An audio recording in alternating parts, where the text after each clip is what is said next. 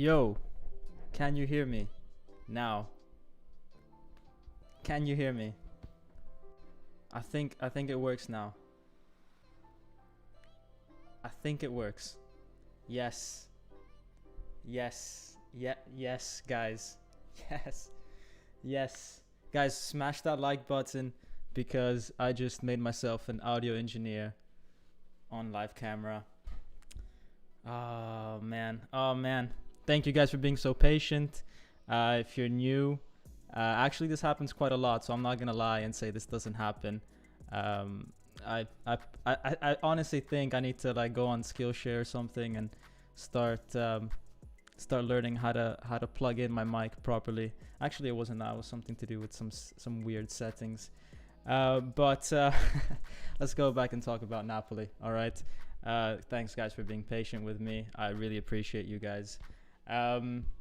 So 4-0, I was saying another 4-0 by Napoli, a brilliant performance, and another one after Udinese. I didn't get the chance to watch Napoli play against Udinese, but it was, what I saw from the highlights was a crazy game. If they played better than what they played today, then I think I might have missed the game of the century by Napoli, because this game was the best Napoli game I've seen in a very, very, very, very long time. Maybe one of the, I don't know if it's one of the best. Sarri, we enjoyed ourselves with Sarri. We had some decent games also with Gattuso, to be fair, that 4-1 against Atalanta and all the stuff like that. People are saying it's not a Dom stream without the mic issues. I know. I'm gonna make a meme about it at some point, because that's just my trademark now. So guys, make sure you're following official Napoli Talk on Instagram, because I will do a self-depreciating meme about that.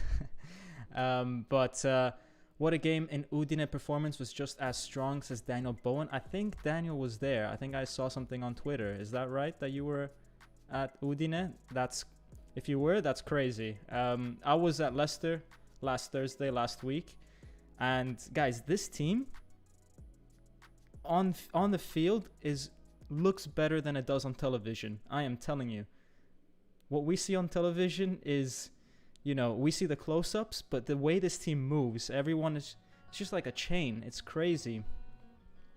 Only watched the second half since the zone wasn't working for the first half. Cleto with the 0.99 donation, thank you so much. Is that for improving my mic? I think you said something. Yeah, let's donate to Dom and get him a new mic. It's not even an issue with the mic. This is a good mic. That's the bad part about it. This is actually a good mic. It's just I'm bad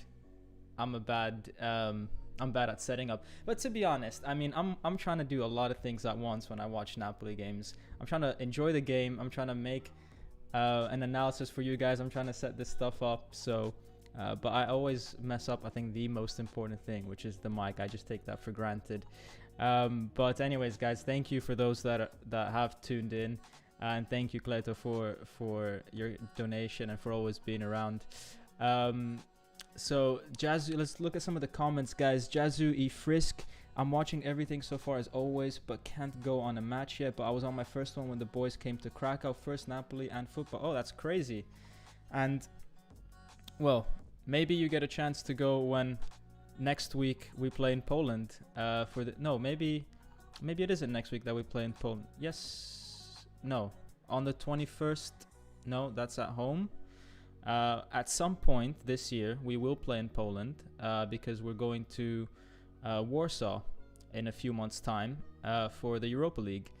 So guys, by the way, this is our next few games. We've won the first 5. As you guys know, we tied against Leicester, which was a crazy game that I got the chance to see in person.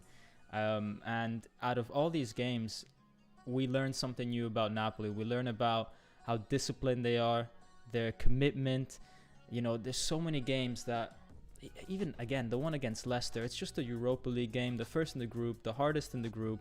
It would have been so easy for a team like Napoli to just say, you know what, whatever, we're going to lose 2-0, we'll win the next ones. Instead, no, they went out there, got the 2 goals, and honestly looked like the better team throughout the game, and should have probably won that game 3-2. So yeah, great stuff from Napoli. As I said, every game we learned something new about them. Today was all about, I think, midfield movement, and we had our foot on the pedal even at 3-0, 4-0. It was crazy. I love seeing that. So let's see some of the other comments. Daniel Bowen says, we all got to get to the Maradona to see the match all together. 100%. We got to organize. You know, it's definitely something that over the next few months, you know, I'll probably get the chance to go there. So if I'm there, I'll obviously let you guys know. Whoever's around, feel free to, you know, link up, and we'll get a coffee and a pizza before the game together, and then go watch it together. Let's see. Sal De Brita saying, Lozano showing he can pass effectively. Where are the people saying he is just speed? Our right side is deadly. Honestly, our attack is so stacked. So stacked. And our starting midfield, probably the best midfield in Italy. I would say one of the best in Europe at the moment. And our defense has been solid. Rahmani has been crazy solid. The few games that he's played, I mean, he really impressed me over in Leicester. He was playing against some tough opposition, but you know, just like Koulibaly, you couldn't get past them. I mean, obviously they did score twice, but you know what I mean. You know what I mean. On one-on-one occasions, it's so difficult to get past Rahmani. So AJ Wise is saying, I don't know what they're feeding Rui. He was insane today. The thing is about Rui, right? The thing, let me put my big face up here again. The thing about Rui, right, is that he's not a bad player. He was never a bad player. He's just always had, every few games or every few times per game, he's had these moments where he loses concentration, and they've always been costly. But apart from those moments, he's always had a good left foot. He's always been some guy who gives it 100%, you know. And what we're seeing this season is he doesn't have these lapses in concentration anymore. So now all of a sudden, we're like, oh, Rui hasn't had a bad game actually. Whereas before, he'd have a good game, and then he'd do something really stupid. And we'd only remember that last aspect. But he's changed that now, which is great. So we don't have to maybe worry so much about Mauro Rui. Because we did think that we were a bit short on that left-hand side. No pun intended, with Insigne and Mauro Rui playing on the left. Hussein 9996, what a win today. Taking 6 points from the Ferraris is a big deal. We always struggled out there. Victor is still facing issues with making a decision at the moment when he runs alone towards the goalkeeper. I don't think that's the case. I think he knows what he wants to do, because you can clearly see in the two big chances he's missed, you can clearly see that he's opened up his body to try to curl it in. It's just he doesn't have the technique to pull off those finesse shots, in my opinion. And to be fair, when you're running at that speed, it is very difficult. It's a very different thing to do it when you're playing like Insigne and you have the ball and you're pretty much stationary and then you try to curl it, as opposed to Osimhen running, 20 miles an hour and then trying to curl a shot. It's almost always actually going to go straight when you try to do that, because the ball is, the ball's going at a certain speed in front of you, so you don't have the time to wrap your foot around it, so you actually just end up shooting it straight. It's very different to what Insigne does, because he's basically stationary when he does it, which is why, for example, Insigne's goal against Belgium when he was just running at the opposition was so good, because he did that at speed. Pranav Jain says, all of us are too used to seeing players like Mertens, Insigne and Politano who just finesse. Yeah, and again, their body positioning is different. When they do it, they're not facing the goal. They're running usually from the outside towards the inside, and then it's easier to wrap your foot around the ball to head it to kick it towards goal. When you're running straight at the goal already, it's so hard to then change the direction of the ball in that way. So yeah, difficult to explain without having the ball at my feet right now, but that's just the way it works. Let's see some of the other comments. It's crazy how much Fabian and Maria has improved with Spalletti. Our biggest issue was the midfield last season, but Zambo is just too good and Fabian is playing really, really well. Yeah, and to be honest, it's almost all down to Zambo. So let's go straight into the analysis of the game, because that's the key right there. So right off the bat, 40 seconds in, I noticed something about Zambo's positioning and his pressing. And in this instance here, he tracks down the number 5 from Sampdoria. They're holding midfielder all the way. So he starts from where the arrow starts, and then he tracks him all the way across the field. And we see him recover balls like these throughout the game, and we've seen it throughout the past games. And basically what this does is that this frees up Fabian from doing this work. Under Gattuso, where I think Fabian was struggling a lot was that he was doing so much of the pressing. Fabian was running around everywhere. And then when he would finally get the ball, he actually wanted to use that time to breathe. You know, and that's why everything seemed to go so slowly when he had the ball, because he was probably just trying to catch a breath instead of having to run around. And he just didn't have the lucidity anymore when he had the ball. Now, Anguissa or Frank or Zambo, however we want to call him, he's doing all the dirty work. He's the one chasing around everyone, and you can clearly see it when Sampdoria attack and they have the ball. We are laid out in a 4-4-2, and it's actually Zambo or Anguissa or Frank who is alongside Osimhen or maybe just behind him at times, but he's the first midfielder. He's the number 1 guy that's doing all the pressing. Obviously, you know, Fabian, Zielinski, they'll do their bit of pressing, but they're the backup.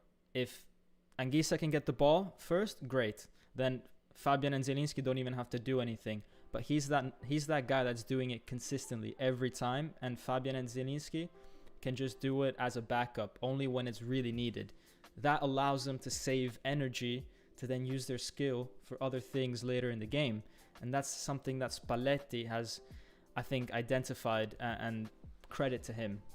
So yeah, so this is why Fabian's playing so well. It's because he's not running nearly half as much as last season, or at least the type of runs he's making are the ones that are productive, as opposed to just chasing around like a headless chicken, because he was never that good at pressing, to be honest, never that effective. Now the running that he's doing is to, you know, go forward rather than chasing a ball. Let's see. Sayunara Adediran is saying Napoli is a more mature and complete team now. Anguissa has blended well, and Osimhen gives us the perfect focal point up top. Yeah, I mean, I think this explains it pretty well. I mean, this is Insigne pretty much like all the time. We just get the ball and it's like, yo, I mean, he's up there somewhere. He's definitely up there somewhere. And Osimhen could be like 30 meters behind the last defender, and Insigne will still be like, yeah, he's up there somewhere, and just kick it up for Osimhen. And to be fair to Osimhen, I mean, this guy, he gets the ball every single time, like all the time. And as I said here, you can clearly see he's trying to open up his body. When he's taking that long last stride, you can clearly see his arms are open. That's when you're trying to open up your body to curl it around the goalkeeper. But as I said, because he's going so fast, the ball's moving in front of him too quickly as well, because obviously the ball's going at his velocity as well, and it's so hard to wrap your foot around it. You know, it's probably like one of the hardest things to do. You have to really time it. You have to really do it when the ball is slowing down and you're still going at a speed. It's complicated. I'm sure with time, though, Osimhen will perfect this. I'm sure Spalletti's looking at this right now and saying, you know, you need to try this 20 times a day in training, and you have to understand how to do it. So yeah, so wasteful from Osimhen, but I can see what he was trying to do. I think in these cases, while he's still not yet got that technique, I think he needs to go to his left, and try to cross the ball over the, or like either the bottom left corner, or get closer to the keeper and then dink it over to him, like the offside goal that he got disallowed later on in the game. But because it's much easier to cross your foot than to try to curl. So let's see some of the other comments here. Fabian and Demme don't play the same position. I see Demme being rotated with Frank for the Europa League and matches against relegation teams, etc. Yeah, that could be something that we see. We haven't done too much rotation lately, so I'm not sure to what extent Spalletti is going to do that. We'll have to see when we get to October, November time. Diego Marquez, welcome Diego to the stream. A lot of credit should go to Spalletti. His lineup for this game on point, and subs were perfect for this game. Yep, even though when the subs came on, the game was pretty much already over, but you can see how they're so ready. They know what they need to do, and that's again credit to the coach. Vizavis is saying, how about the time that Ossi pressed 3 guys all by himself, got the ball, then gave it to Insigne, and then ran back to score? Yeah, I mean, dude, like that's exactly what I'm showing right now. Obviously, Osimhen, by no means am I hating on Osimhen when I'm saying he should be, shooting differently. I mean, who am I to tell Osimhen how to shoot? But I thought he had a fantastic game. The way he got his goal, look at this. It's just him there. It's literally just him. There's 3 Sampdoria players in this picture and Osimhen, and he's driving them crazy. I mean, this guy, he's about to do a split, as if we're here watching some ballerina show. Gives the ball to his teammate, to Silva. Silva falls to the ground, trying to control that ball, intimidated by Osimhen, and Osimhen is just, he's so reactive. He's going a million miles an hour, and a beautiful pass to Insigne. That's the right choice to make, to pass it to Insigne, and then he times his run so well. This run that he doesn't pass the ball and sprint directly towards the goal. He slows down, and then as Insigne is in that perfect position, then he speeds up.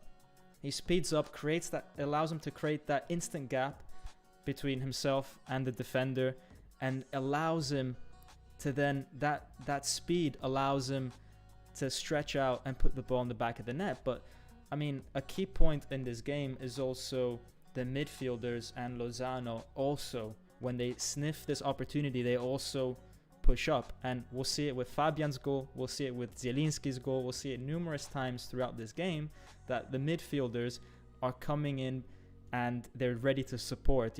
So many times in the past, instead, we've seen that there was no one to support, but now we've got the whole team moving as one. Daniel Bowen with a €20 donation. Thank you so much, Daniel.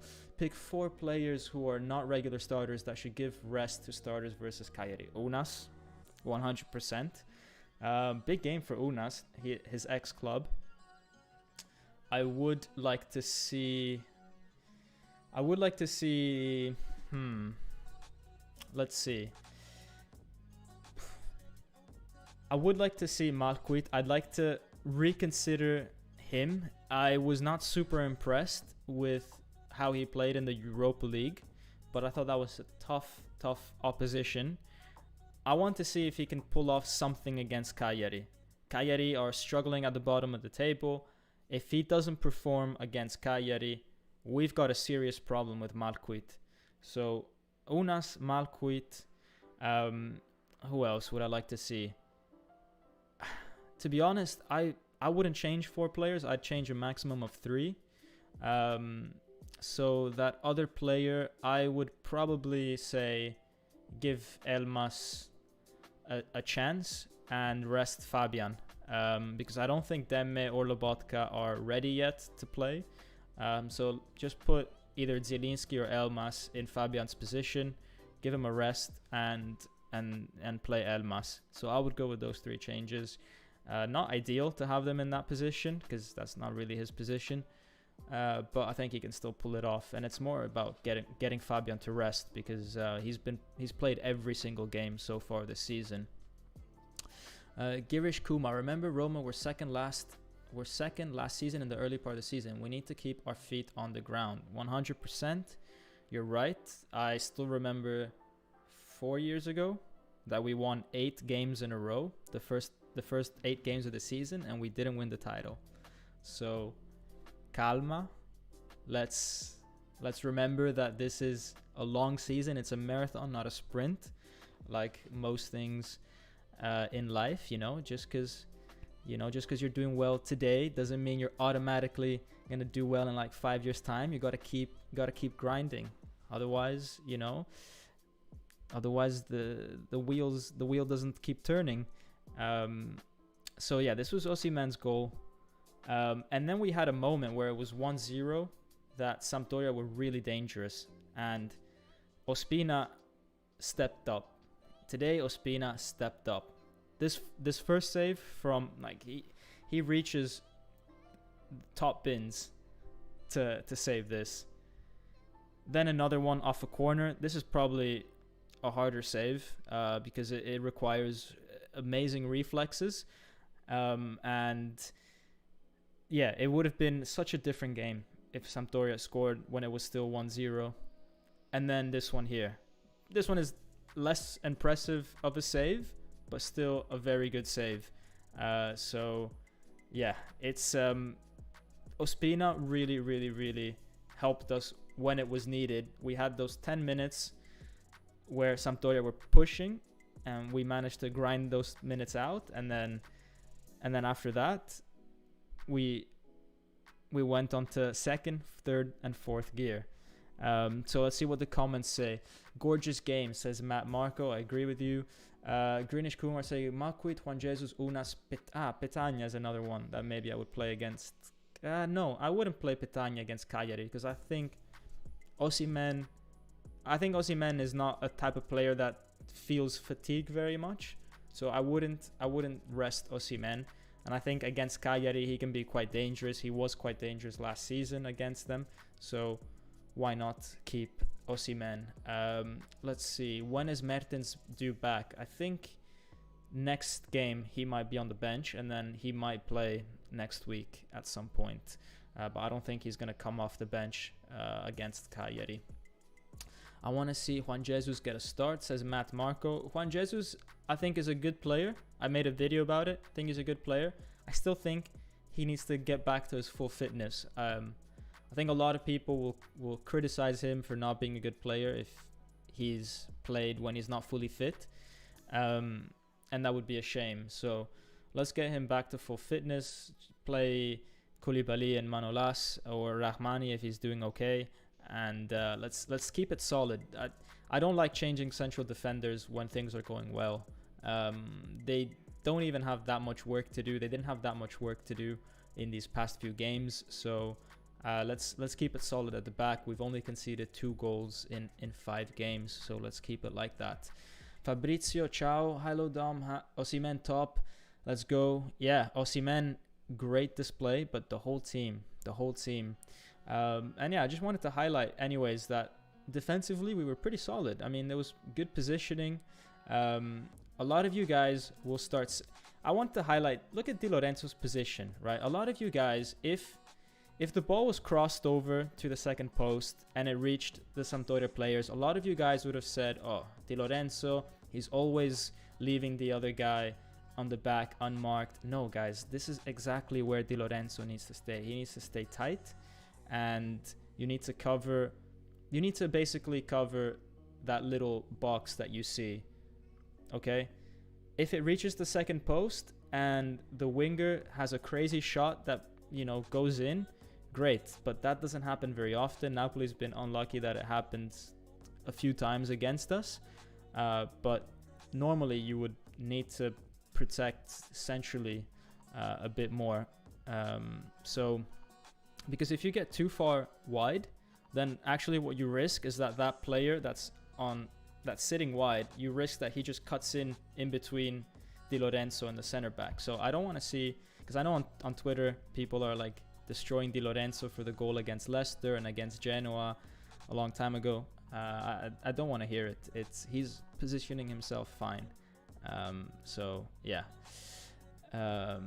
I think Dom's calling me out here. EJ Wise is saying, I don't know. There's a few people on Twitter. I don't remember who said what, but there's all sorts of stupid compilations that were made, and they just take random screenshots without understanding how the sequence even played out, which is just wrong. I think Di Lorenzo is positioning himself fine every time. So yeah, just my opinion.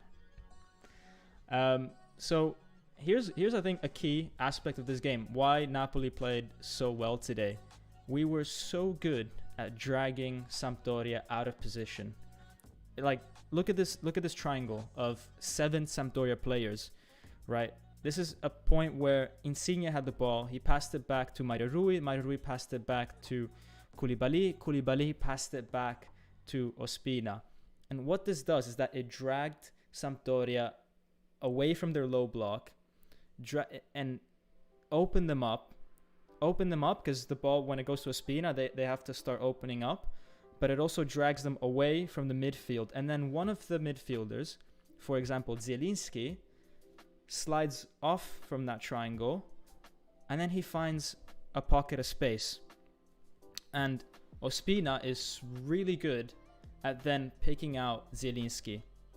So this is where I think Ospina might be maybe taking over Meret. I know Meret's injured, but if he keeps doing this, he might be taking over Meret because he can pick out these sort of passes. So when Napoli drag the team forward, the opposite team forward, if one of the midfielders stays back, he opens up all of a sudden a lot of space for himself. Ospina can pick him out. Then here Zielinski turns, and I think this is I think maybe this leads to Fabian's goal, if I'm not mistaken. But yeah, I think even before that, how Napoli got to the goal was actually that. So before the ball even got to Insigne and everything, as I explained, how Napoli got the ball was Anguissa with the pressing, and then when his pressing failed, Fabian was right there. They were so on it, these two, 100% on it. You know, the team was so compact.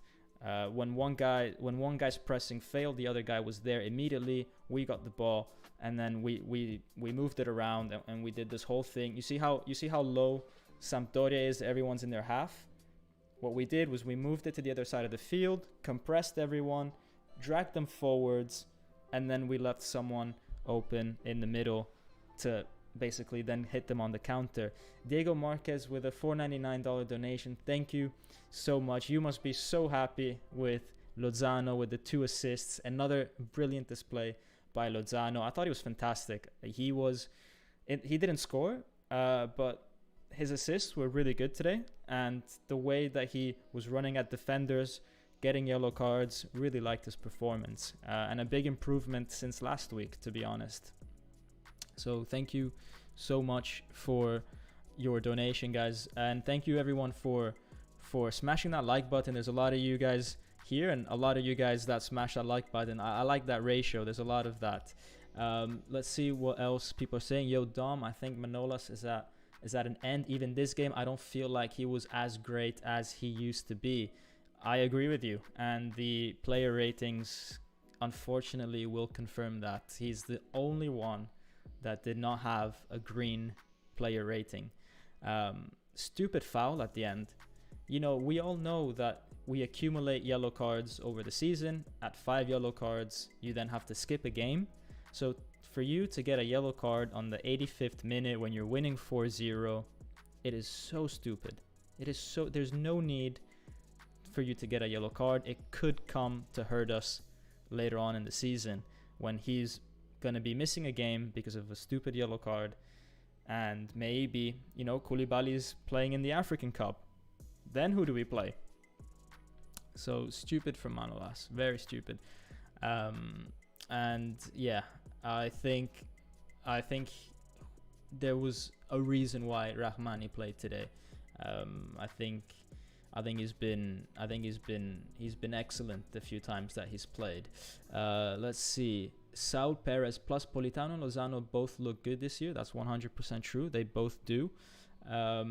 Great video as usual, says Diego Marquez. Take care, Napoli fans. Got to go back to work.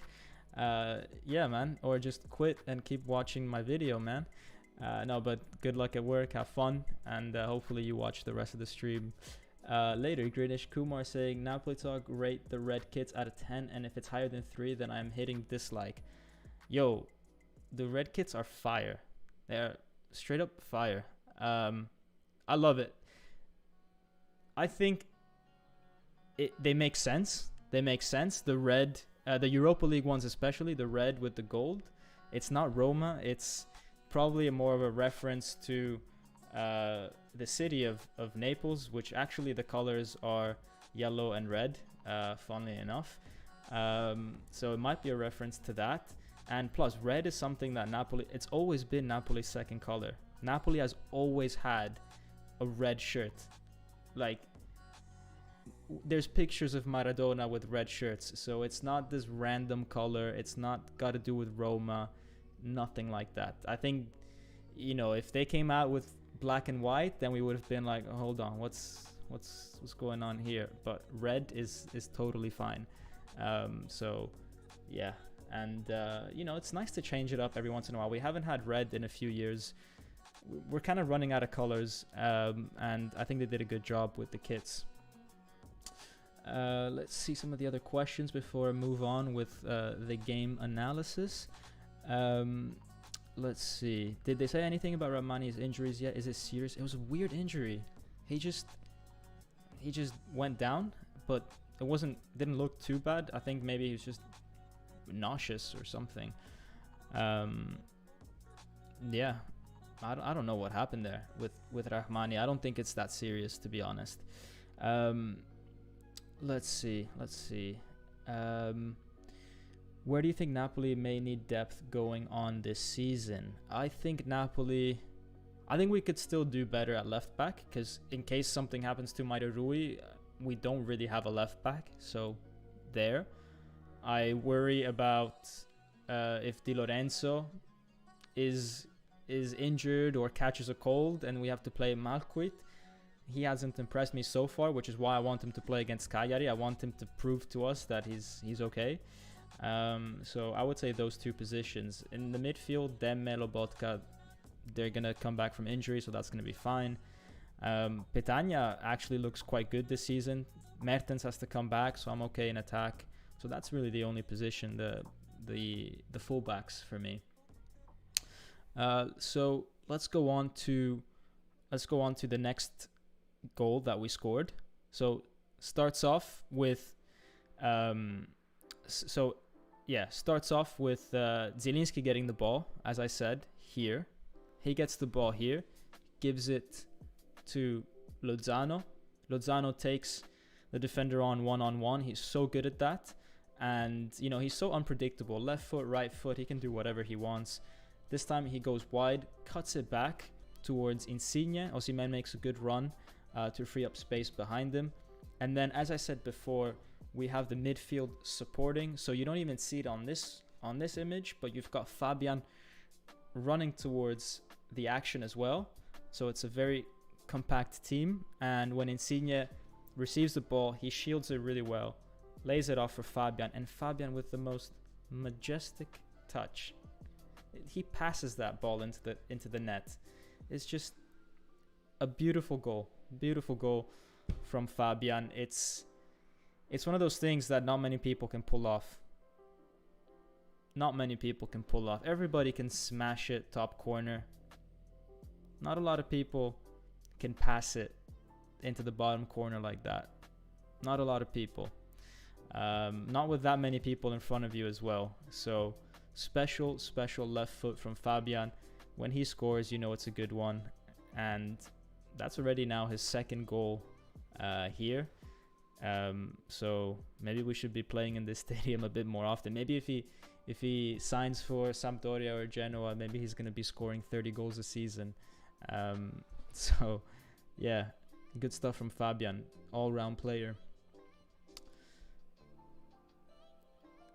Safor Silver with a $19.99 donation. Thank you so much, man. So kind. I think that's already a few times, so thank you so much for supporting the channel. I really appreciate it. If we win the league, what do you think would be some really good signings for us to push in the Champions League and Serie A next year? Forza Napoli, I really see the mentality change. Don't make me answer questions like if we win the league. Oh man. If this thing that you're saying hypothetically, potentially, maybe happens, then I think we need to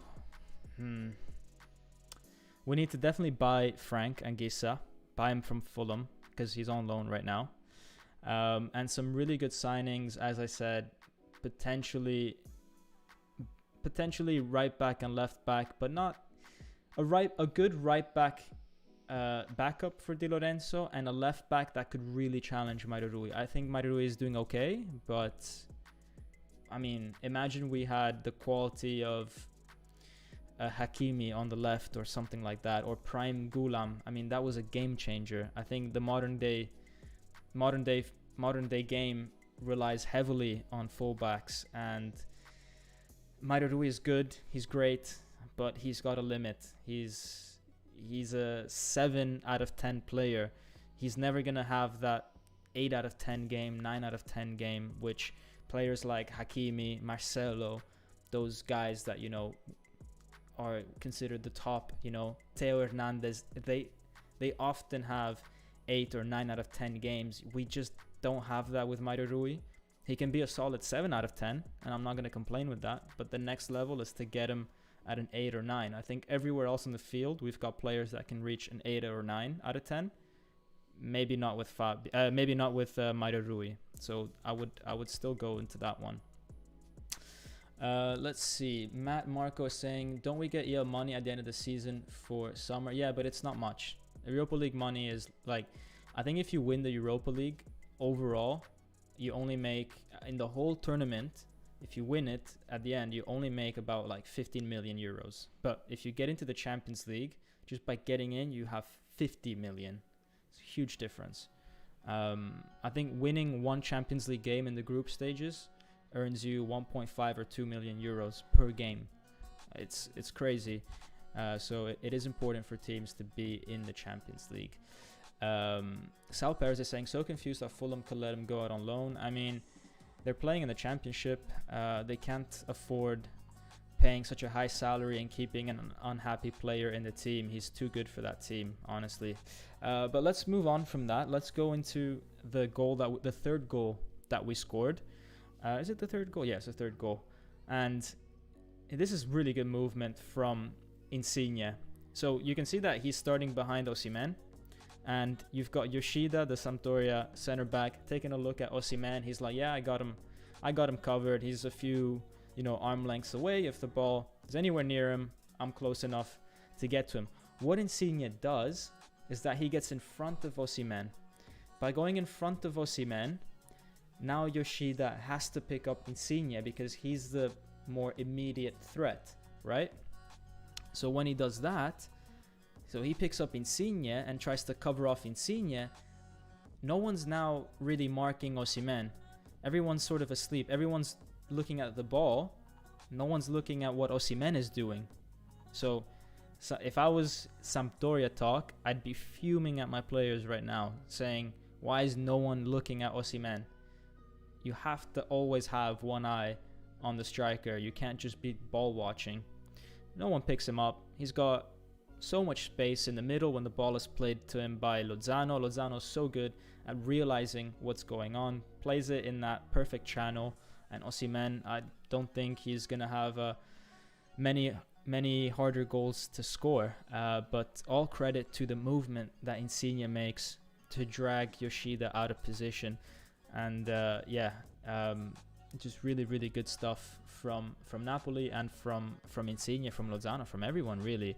But again, you can see players like Anguissa, Fabian right around the edge of the box. And a very similar thing happened for the fourth goal. But it starts off differently. This time it starts off with Frank recovering the ball in between two Sampdoria players. I mean, we're 3-0 up. This guy's recovering the ball right outside the box, you know, still going 100%. Gives it out to Lozano.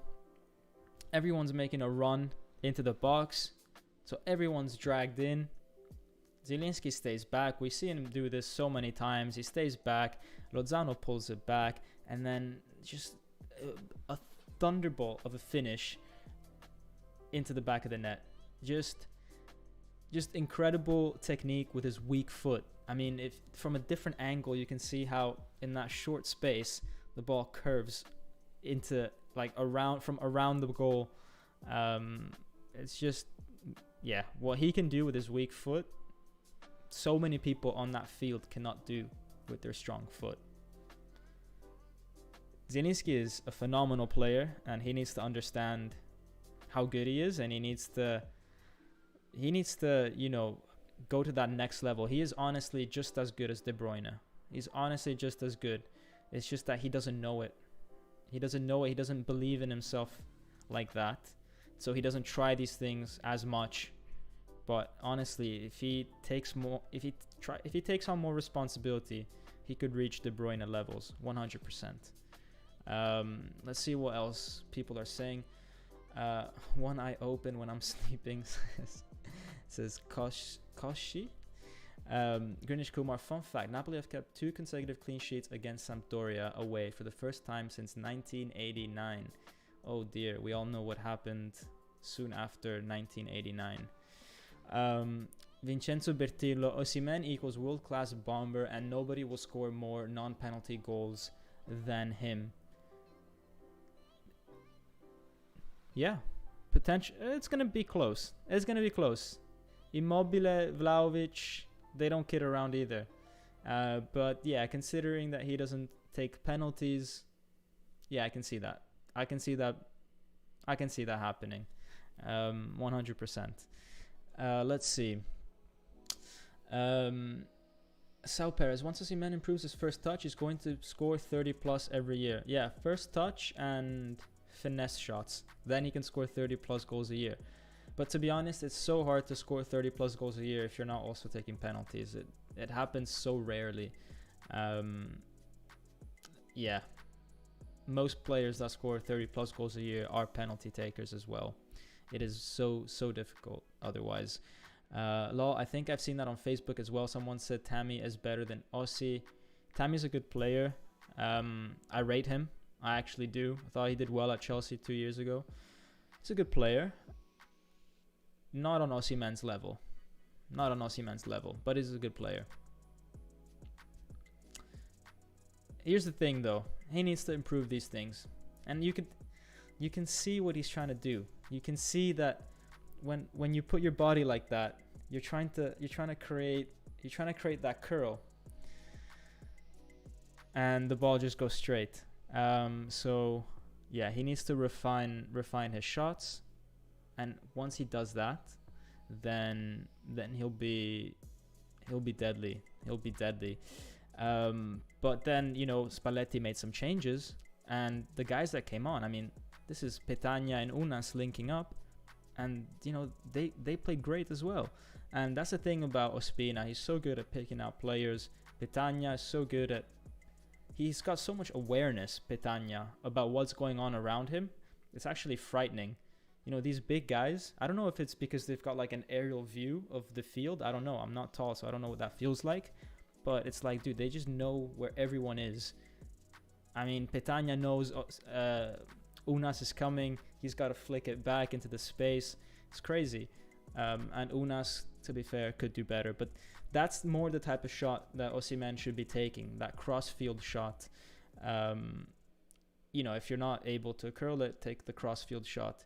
But honestly, the goalkeeper here was positioned quite well. Unas he ran like 30 meters, positioned a bit wide. Could have done better, but goalie did well. But yeah, you can see here, you know, Elmas, Politano coming in to support. So the team, even at 4-0 with 5 minutes to go, still going at it. So that is everything from the match analysis. And after that, here's the player ratings, everybody. So solid 7 from the defense. Kept a clean sheet for the second game in a row. Everybody else, pretty much an 8. I gave Zielinski a 7.5 because he was not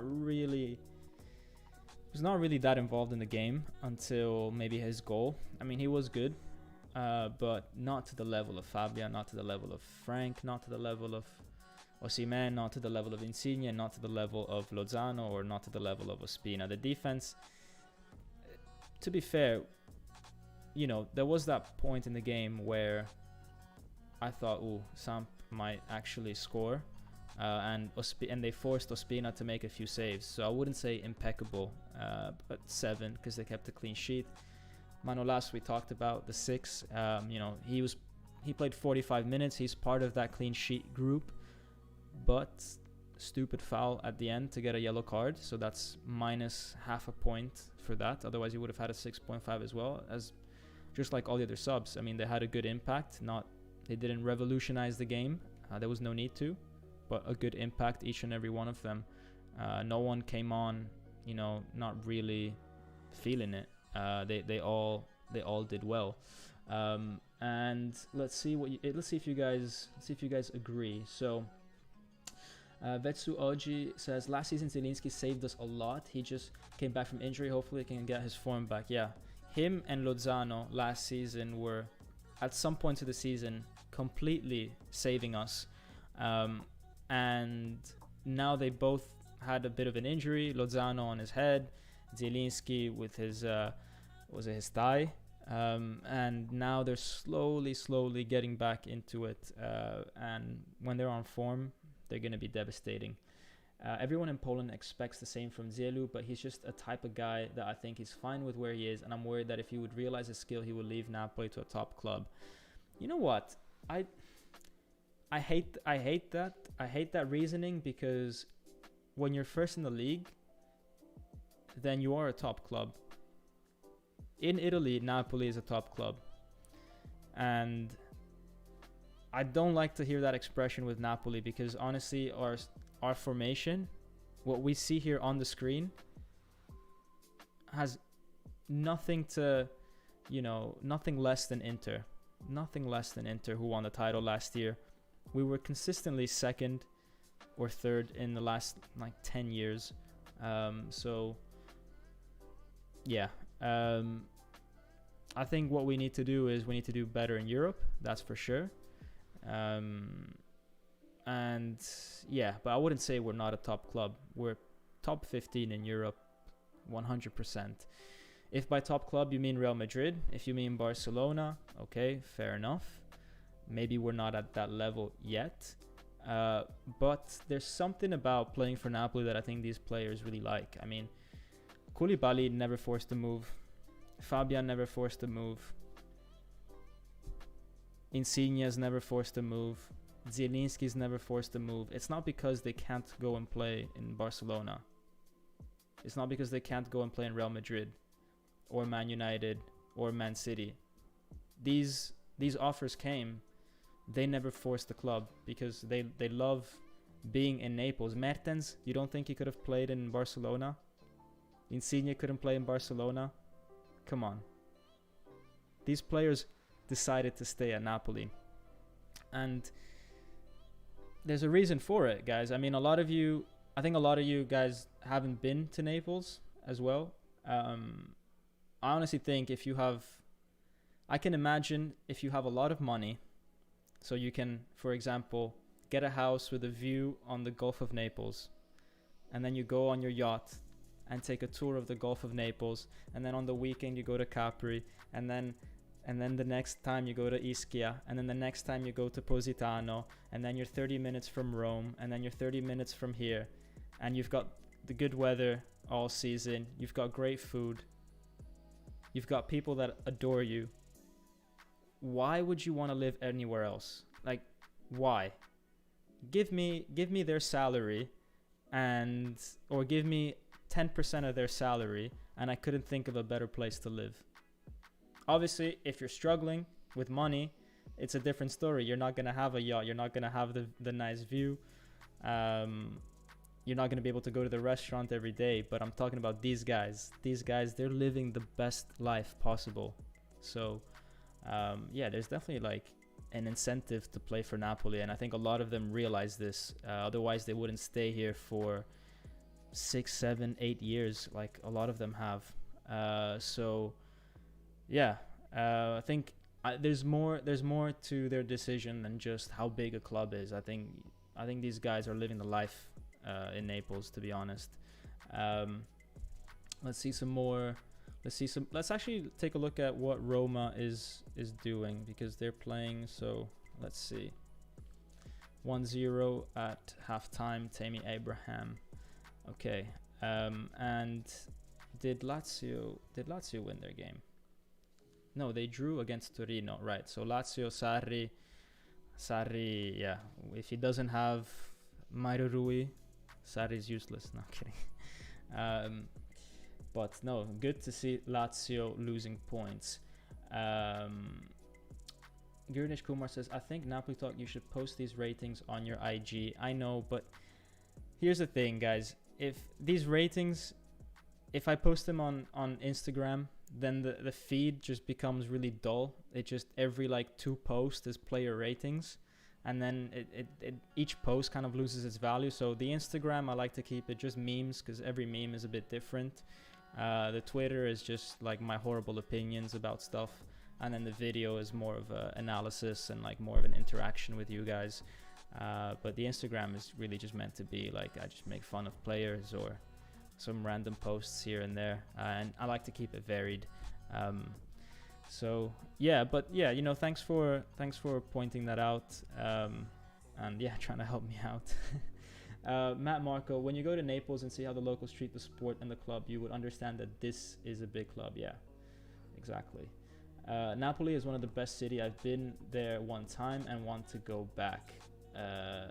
Daniel Fernando Beckelien says, yeah, 100%.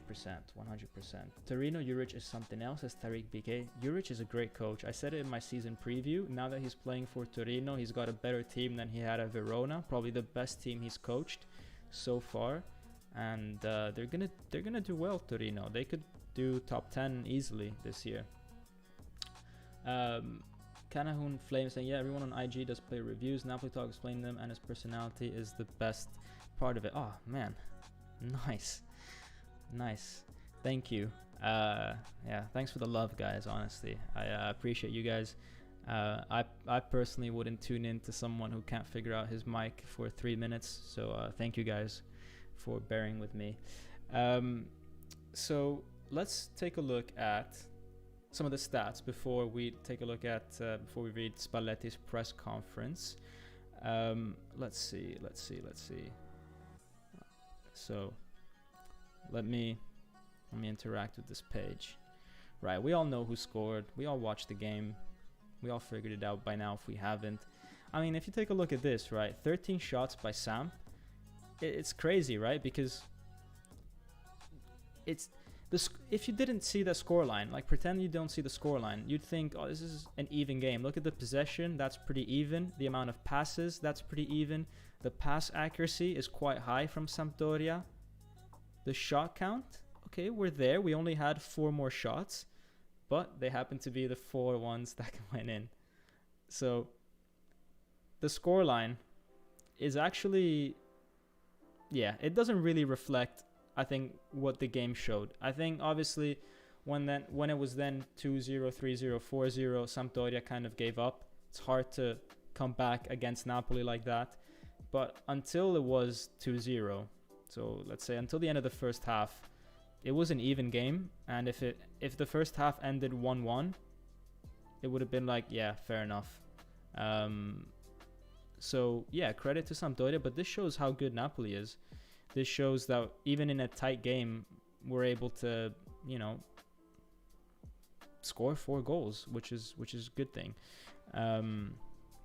But yeah, I mean, this is then the part that I like to see the most.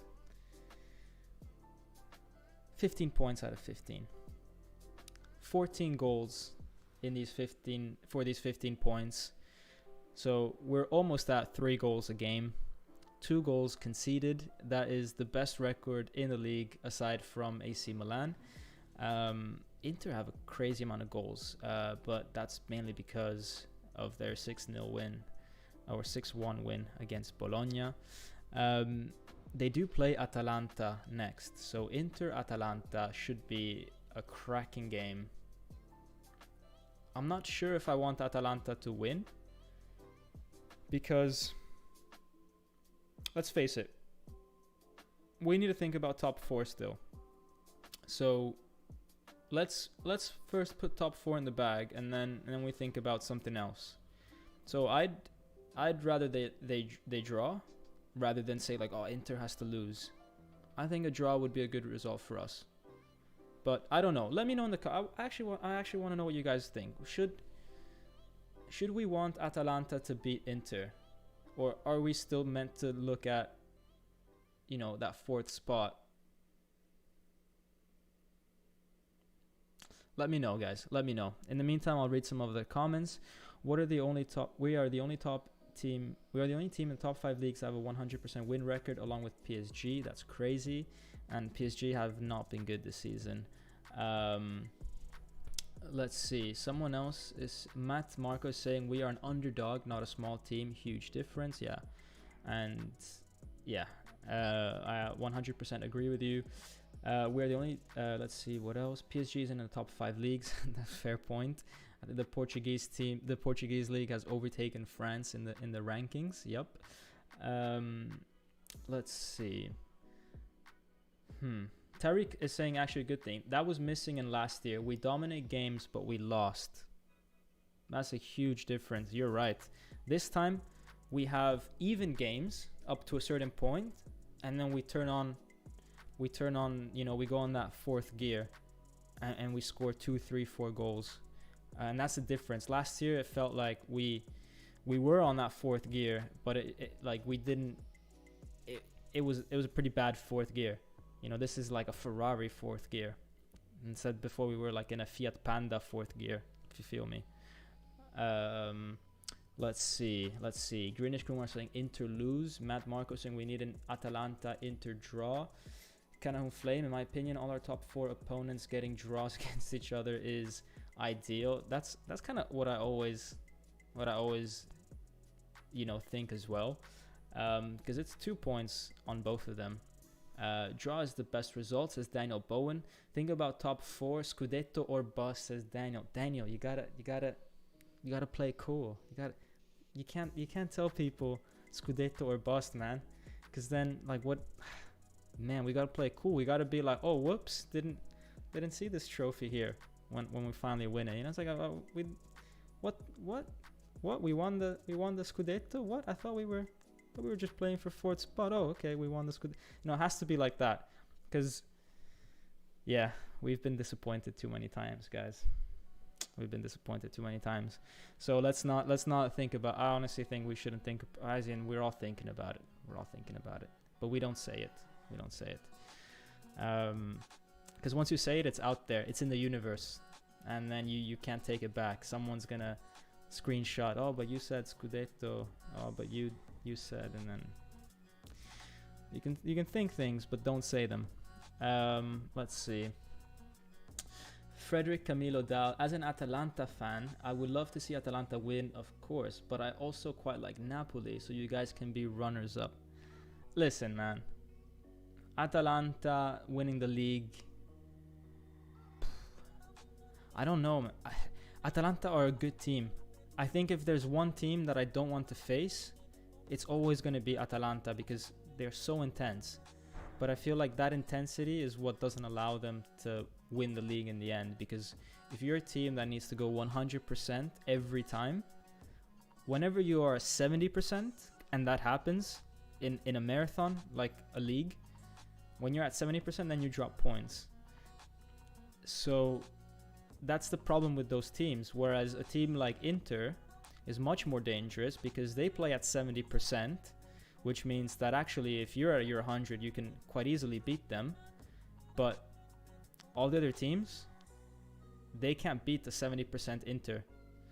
because Inter are so effective at 70%. It's weird. It's hard to explain, but I think you guys know what I mean.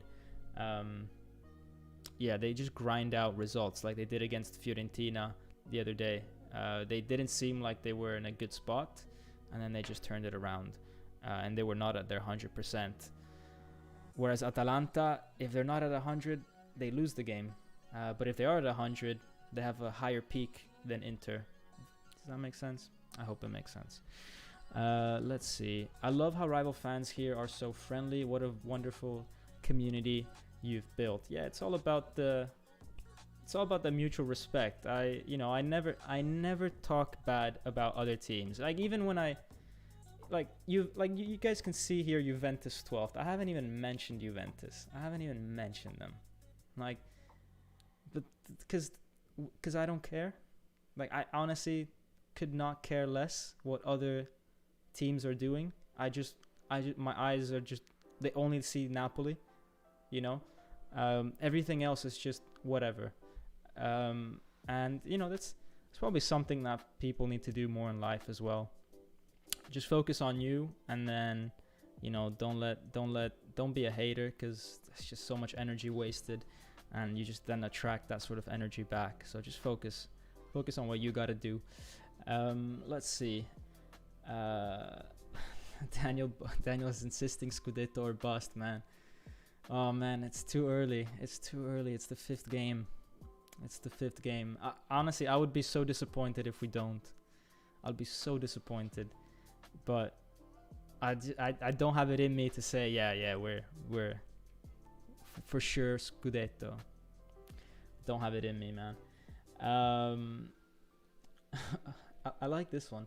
Jacksu Freeze. Okay, Dom, so if we can't talk about Scudetto, then how many trophies this year? 3. That's a good one. But and now you guys can't say like, 3 automatically means Coppa Italia, Europa League, and Scudetto, because what if I'm talking about friendly trophies? Or what if I'm talking about other trophies like sportsmanship trophy?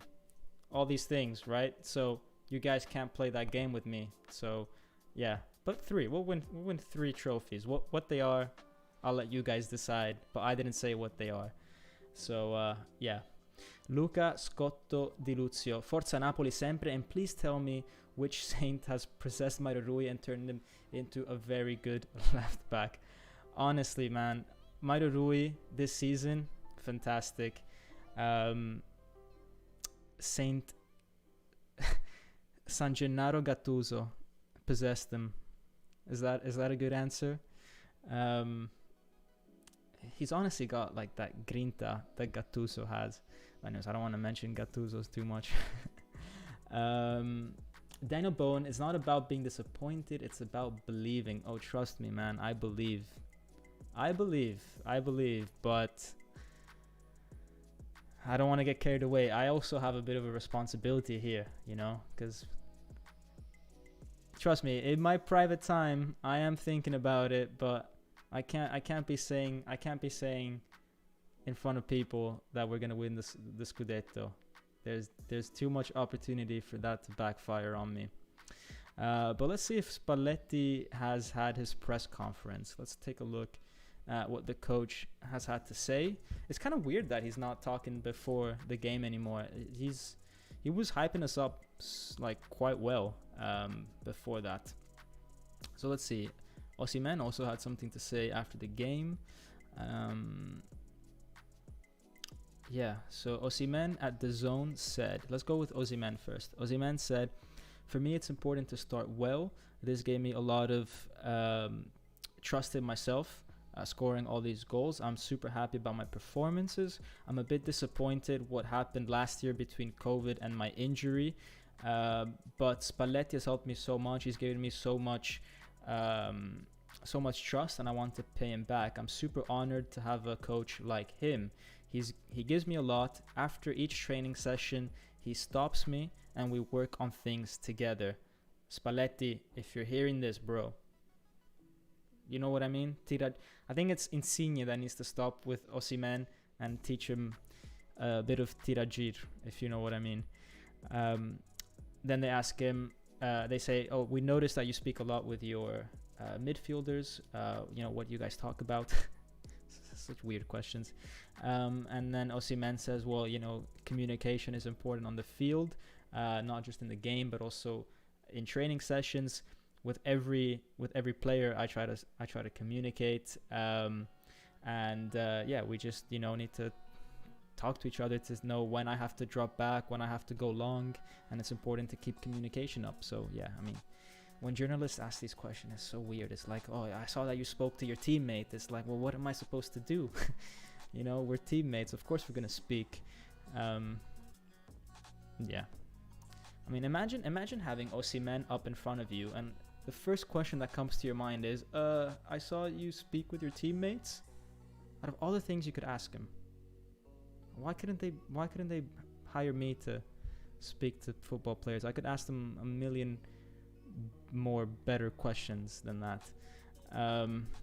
Right, let's move on to Spalletti's press conference. So let's see. They ask him why he's smiling, and they say, I'm smiling because I'm super happy of this team being so how do I translate disponibile? So they're so, like, they welcome me, or like if I tell them to do something, they'll do that. They work for me.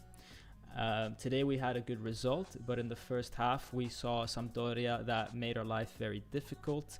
In the first half, the best quality that we had was that we were able to suffer through their game. We were super good in this, and then we were good to take our chances when we had them. Ospina was also very good, and the defense had, they resisted pretty much. Then they ask him about, the long balls towards Osimhen, the ones that, caught Sampdoria out quite a few times. I mean, it's kind of stupid to play a high line against Osimhen, but Sampdoria did that. And Spalletti says Sampdoria, it was really good in the first half. But when teams do this, then obviously this is something that we can use against them. It's super important to have Osimhen's pace. This is something that we need to use more of. And let's see if he says anything else interesting. Let's see. Then he says, okay, in the second half, then it wasn't really a tough game anymore because we were already winning 2-0. And let's see if he says anything else interesting. So he talks about Anguissa, Frank Zambo Anguissa.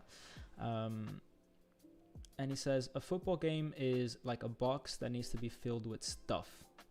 We had a few things in this box, and Anguissa put in his other things in that box. So basically saying he's completing the team. We immediately understood that he was the player that we were missing. He is someone that spends his energy doing exactly the type of work that we need him to do. In the second half, we played with a number 10 and 2 players behind him, and this was because we were able to control the midfield better that way.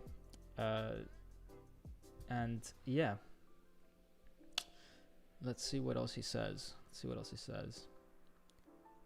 Right now we are enjoying ourselves.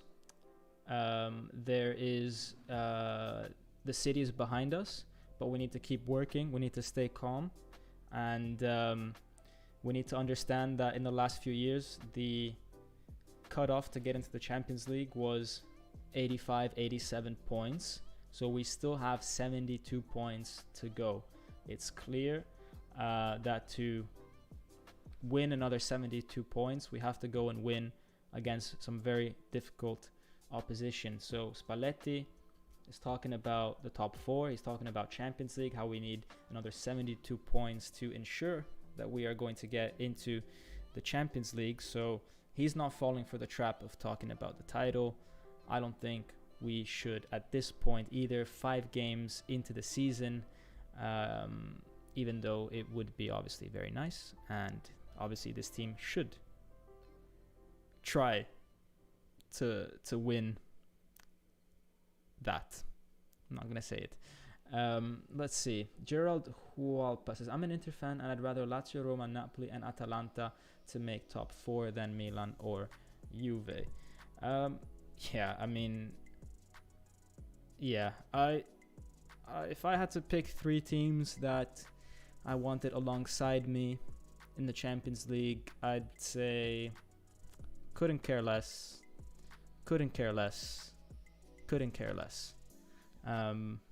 If it's not Juventus, probably better. But other than that, honestly, I just focus on Napoli. So yeah, but it's just I don't like any of those teams. That's the thing. It's not like I like Lazio or I like Roma or I like Atalanta or I like Inter or like I don't. So I don't have a preference. It's like, you feel me? Suenara Adediran says, how much influence would the AFCON have on the team? Osimhen, Koulibaly, Anguissa will be absent. Yeah, that's going to be tough. That's going to be tough also because in January there's a lot of games. Luckily, there's no Europa League in January. I think that starts in Feb. Unas will be gone as well, as EJ Wise has just says.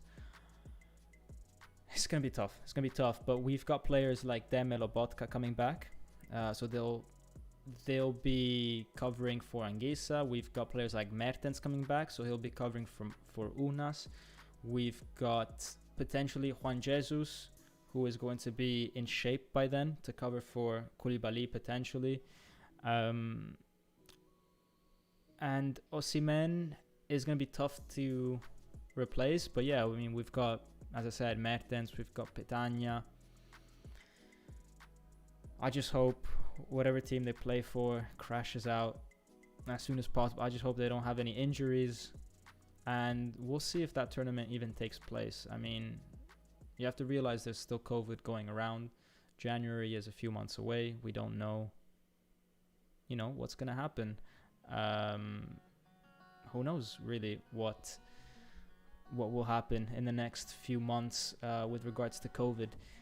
Guys, so let's see. Let's take some few more comments and then I will have to go to the gym. It's super late. Let's see. Spalletti believes in the Scudetto. You can take that to the bank, says Daniel Bowen. Yeah, of course he does. Of course. Like, listen, we all believe it. But yeah, it's not wise to say it. It's really not wise to say it. Not at this point, at least. Not at this point. It's way too early. I think after we beat teams like Atalanta, Inter, Milan, once we play those teams and if we win, then I think we should be saying it. Then I think we need to assume that responsibility. But until then, there's no point. Everybody knows it. There's no point to say it. Like, it's one of those things like a king doesn't have to say he's the king. He's just the king, right? Like, everybody sees that he's the king. He doesn't go around saying, I'm the king. Same thing with Napoli. You don't need to say, like, oh, yeah, I'm going to win the title. Like, if you're going to win the title, like, people know you're going to win the title. You don't have to go around saying it. So, yeah, it's just one of those things, really. Grinish Kumar saying, if we get to Roma with win streak intact, then Scudetto. Say something in Neapolitan, Domenico. Let's see. It's super weird because actually, if I'm in the flow speaking English, then I don't like to switch back to Italian. You understand? And especially like Neapolitan, like unless I'm with someone from Naples, then it's never gonna come out. Even though I mean that's not true. That's not when I speak with other Italians, it comes out.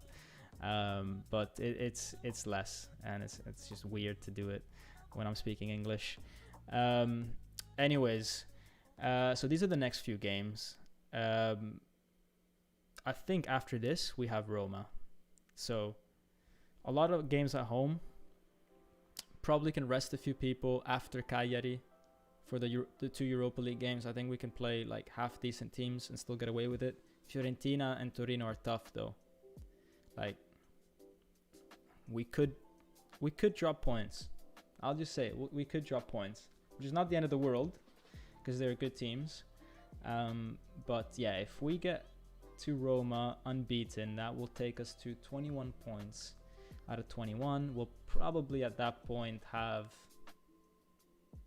a few points advantage over other teams. I don't see other teams winning their next 3 games necessarily. So yeah, then if we beat Roma, then okay, then we can talk about the title. But anyways, Amaron says Mash Mario. If we get through November, then I will say it is very likely. Matt Marco, exactly. Let's wait until end of October, at least, guys. At least end of October. The Juventus fans won't understand it, so you can let loose in Neapolitan, please. Oh man, don't make me do this, guys. Let's see. Gonna be at the Franchi, says Daniel. Oh man, I've always wanted to go to the Franchi. Man, I wish I was living in Italy sometimes. Could have gone to all these games. But anyways, November is our month of torture. Big match after big match. Yeah. Let's wait until November, guys. Let's wait until November. Anyways, non ho ancora capito dove sei. Sei italiano? Sì, sono di Napoli. So yes, I am from Naples. I just speak American because I grew up abroad and I speak other languages as well. Let's see. You said it, Dom. Roma match. Yeah, that's the one. That's the key one. Inter, Lazio, Sassuolo, and Atalanta over 4 weeks in November with Europa League 2. Yeah, that's tough. Daniel Bowen says, come with me. Yeah, I'm in the wrong country, man. But yeah, let's wait until then. Anyways, we will chat on Sunday night. I'll be here as always. Well, I wouldn't say as always because I actually missed the last 2 games, so sad times. No, but I had good reasons to miss the last 2 games. Leicester, I was at the stadium. I hope you guys are following on Instagram my adventures sneaking in alongside the Leicester fans. And then the one on Monday, I had a trip planned, and I was like, I'll head back on Monday because we never play on Monday. And then they moved our game to a Monday, so I got screwed over. But other than that, I tend to never miss games. I always tend to push things off. So yeah. So yeah, guys, have a good rest of the evening. And as always, Forza Napoli sempre.